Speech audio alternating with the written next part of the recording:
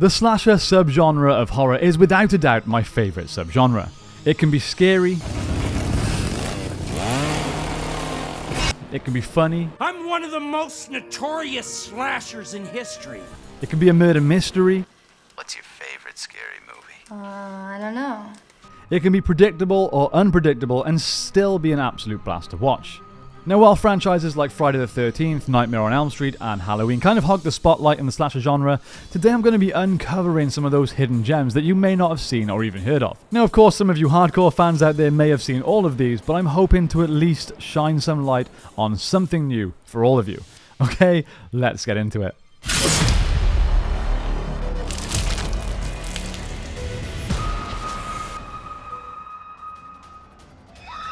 The Prowler. If he wants you, he'll get you. The Prowler, 1981.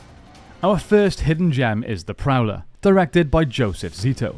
This film often flies under the radar, but it's a quintessential slasher experience. What makes The Prowler stand out are its gruesome practical effects, which were created by the legendary Tom Savini. It's a classic whodunit with a killer in World War II attire, wielding a pitchfork. I mean, what's not to love about that?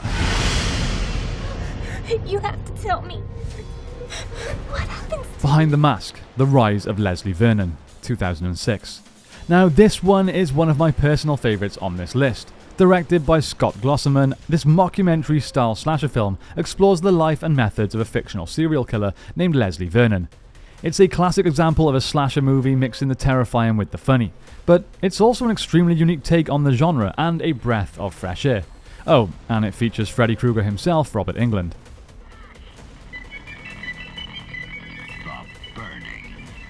Next up is The Burning from 1981, directed by Tony Maylam. This one has a summer camp setting, but it's not the one you're thinking of. Sleepaway Camp became famous for its twists. The Burning had its own shocking ending. Plus, it again features early works by the effects wizard Tom Savini. It's also often praised for its inventive and graphic kill scenes, as well as its atmospheric tension. It's considered a cult classic within the slasher genre. If you're planning to go camping, don't. The Den, 2014. This found footage style thriller features a woman who becomes the target of a relentless stalker while researching an online webcam chat site. Now, while the found footage genre did get a little burnt out, this one offers a slightly different take. A girl that's using a webcam chat site, similar to the site Chat Roulette, if any of you guys remember that. Things quickly start to unravel and it turns into your typical slasher, but through the eyes of a webcam. Nothing groundbreaking, but again, worth a watch if you're after something different. Curtains. The ultimate nightmare. Curtains, 1983. Our next hidden gem is Curtains, from 1983, directed by Richard Kwiepka. I probably absolutely butchered the pronunciation of that name, so I apologise. It's an underrated gem that adds a touch of mystery to the slasher formula. What sets Curtains apart is its eerie atmosphere and the use of ice skating as a unique setting for horror. It's a slow burn, but keeps you guessing. The film centres around a group of actresses who audition in for a coveted film role at a secluded mansion owned by a renowned director. As they vie for the part, a mass killer begins to stalk and murder them one by one. The film's narrative is characterised by a sense of mystery, as the identity of the killer remains concealed throughout much of the story. While Curtains didn't achieve widespread recognition upon its release, it has gained a cult following among fans of the genre who appreciate its atmospheric qualities and the enigmatic nature of the killer. Just before dawn. Just Before Dawn. Now let's venture into the woods with Just Before Dawn, also from 1981, clearly a very popular year for slasher movies. This one was directed by Jeff Lieberman. This one takes the genre back to the great outdoors. And what I love about Just Before Dawn is its stunning cinematography and the way it uses the wilderness to create a sense of isolation and dread. Not a great deal to say about this other than it's a hidden gem worth exploring.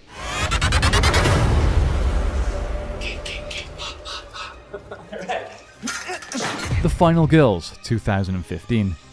This meta-horror comedy follows a group of friends who find themselves trapped inside a 1980s slasher movie and must survive its cliches. While this one isn't your typical horror movie, it still features all the ingredients needed to make a good slasher.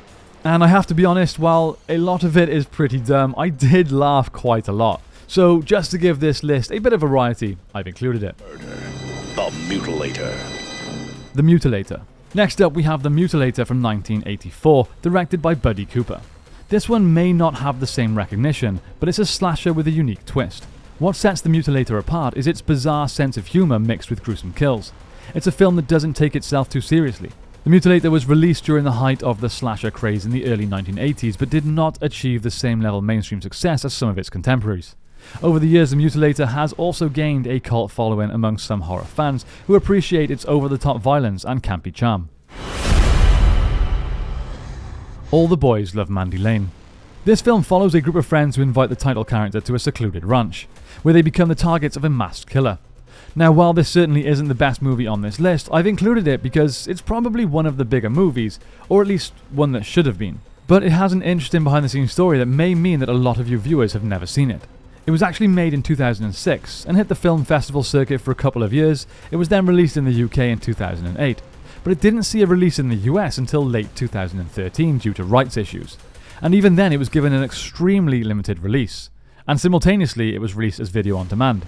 So it missed a huge potential audience, and by the time it could be seen by a larger audience, its production, well, it probably just felt quite dated. Either way, it's a fairly solid slasher. The Guest. Again, I'm adding this one to give you something a little different. It's not your traditional out-and-out slasher, but certainly has elements of one. I guess you could consider it more of an action thriller, but it's a film that when I first watched it I had very low expectations for, and actually quite enjoyed. It was actually recommended to me as a slasher movie, but it's definitely a pretty blurred line if it is. It's about a US soldier called David who unexpectedly visits the Peterson family, introducing himself as a friend of their son who died in combat in Afghanistan. After he's been staying in their home for a few days, a series of deaths follow, and the daughter Anna suspects that David is connected to them. If it doesn't sound like your sort of movie, then fair enough, but again, like I said, it's kind of a blur between action, slasher, thriller, so again, bit of variety for you in this list. And there you go guys, 10 hidden gems in the slasher horror genre. Now whether you're a hardcore fan or new to this genre, hopefully you found something new to you, and if you haven't seen any of them and you want more things to watch, then give them a go.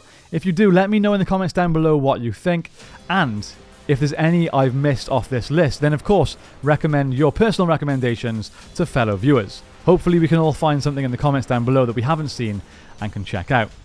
Guys, thank you all so much for watching. Have a great day today. Don't forget to lock your doors, bolt your windows, and stay scared. Dead scared.